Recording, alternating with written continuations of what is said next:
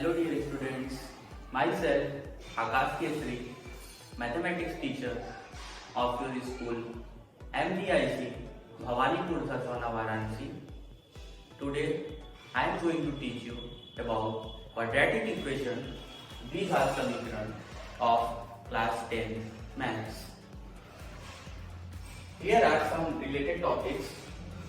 द्विघात समीकरण को स्टार्ट करने से पहले, शुरुआत करने से पहले कुछ रिलेटेड टॉपिक्स यहाँ हैं, इनको जानना जरूरी है कि समीकरण क्या होता है.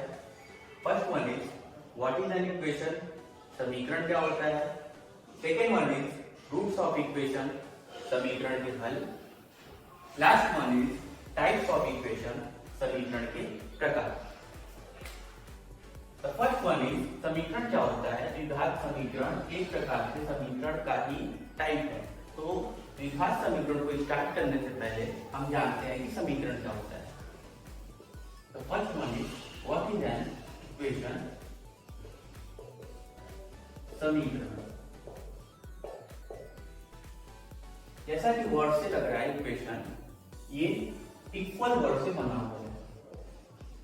It is made of the word equal. Equal word से इक्वेशन बना हुआ है. इक्वल का अर्थ होता है बराबर, समान, तुल्य. साइन ऑफ इक्वलिटी, इक्वल का चिन्ह, इक्वल का प्रतीक, ये बराबर है, ये साइन ऑफ इक्वलिटी कहते हैं.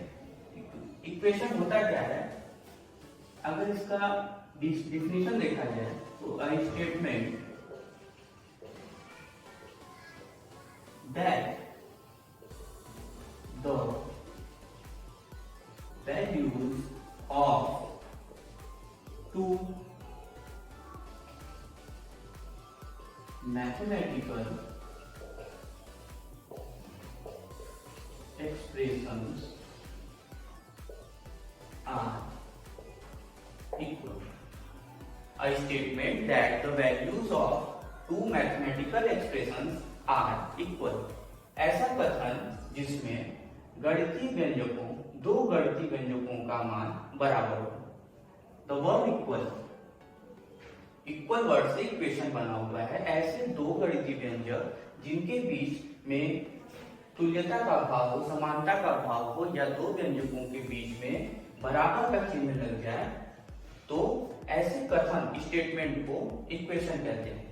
हिंदी में समीकरण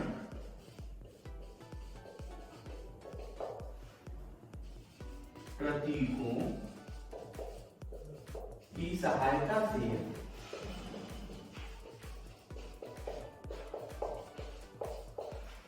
व्यक्त किया गया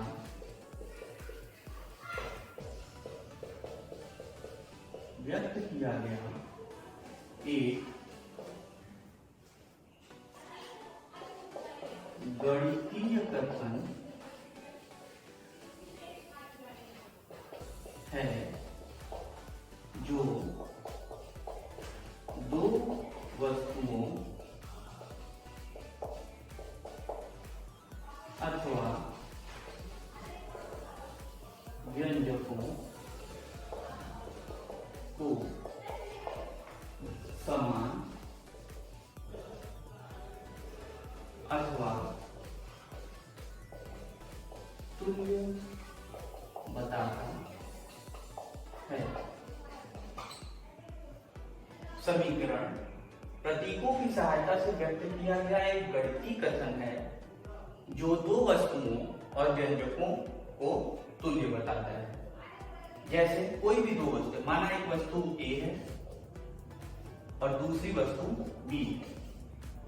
यदि इन दोनों वस्तुओं के बीच समान का भाव हो, बराबर का भाव हो, यानी कि A बराबर B, दो वस्तुओं के बीच यदि बराबर का भाव आ गया तो ऐसे कथन को समीकरण कहते हैं. गणितीय भाषा में जैसे कोई गणितीय व्यंजक ले लेते हैं 2a, दूसरा व्यंजक ले लेते हैं 3, इन दोनों को यदि दोनों बराबर हैं, a statement that the values of two mathematical expressions are equal. 2a is equal to 3b. That statement is called equation.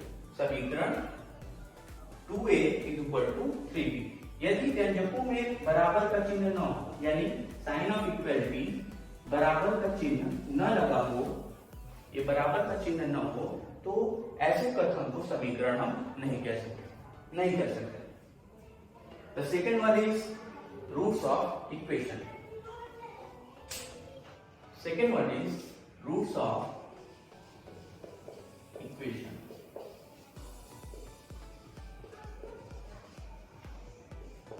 समीकरण के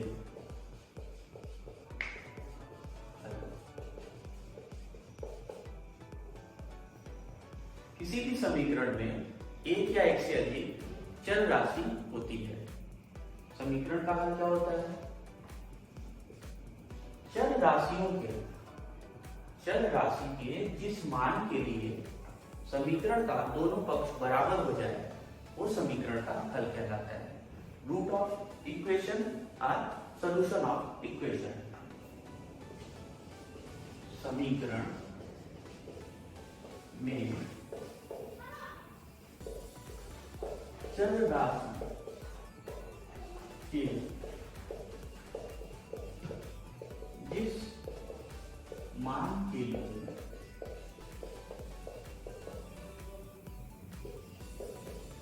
दोनों पक्ष बराबर हो जाते हैं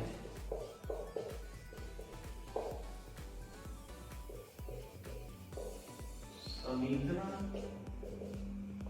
का हल करता है.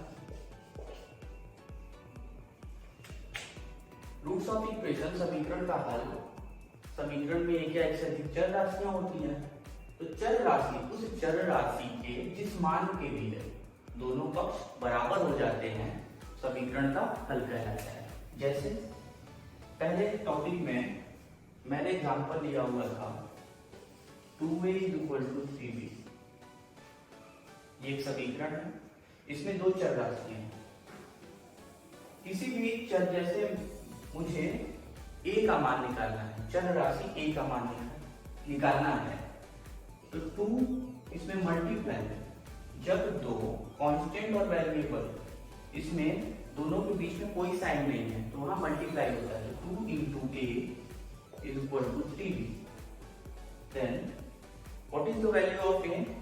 2 इसमें मल्टीप्लाई कर रहा है, नेक्स्ट साइड अगले पक्ष में जाएगा तो वहां डिवाइड होगा, तो a is equal to 3b upon 2. तो यहाँ जो a का मान मिला 3b upon 2, चर राशि के जिस मान के लिए a का मान 3b upon 2 रखने पर यदि दोनों पक्ष समीकरण का left hand side and equation का राइट हैंड साइड, समीकरण का बायां पक्ष और दायां पक्ष दो पक्षों में, तो दोनों पक्षों का मान यदि बराबर हो जाता है a is equal to 3b upon 2 रखने पे, तो ये समीकरण का हल कहलाएगा. जैसे a का मान 3b upon 2 रखने पर 2 into a की जगह 3b upon 2 is equal to, ये 2 से 2 कैंसिल किया है 3b, यानी कि लेफ्ट हैंड साइड कितना है 3b and right hand side कितना है 3b.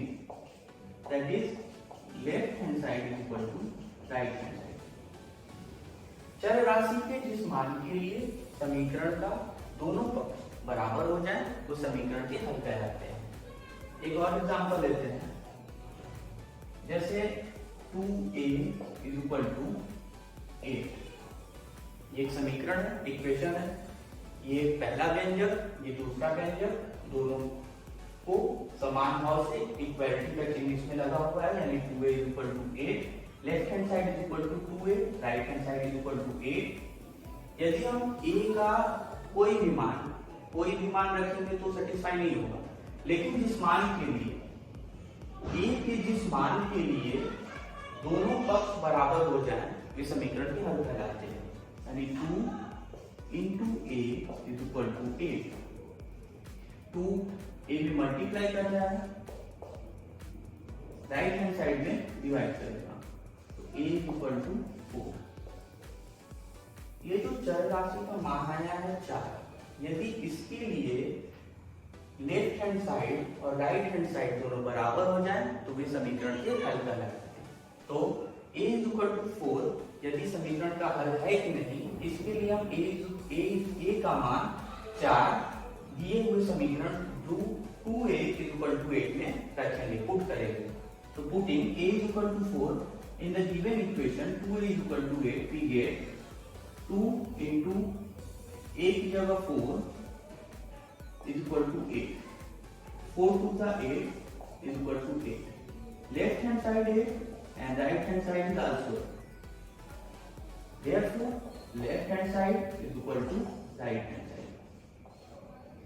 तो a is equal to 4 जो मिला हमें वो क्या कहलाएगा? समीकरण का हल कहलाएगा, रूट्स ऑफ इक्वेशन कहलाएगा।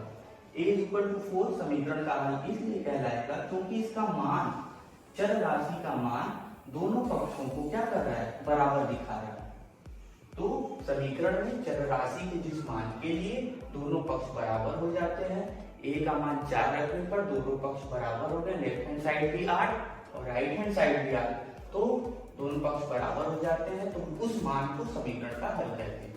ये a is equal to 4 is called root of equation. Now the last one is types of equation. समीकरण के प्रकार क्या होते हैं? अब इसको नोट्स करना चाहते हैं तो नोट करें।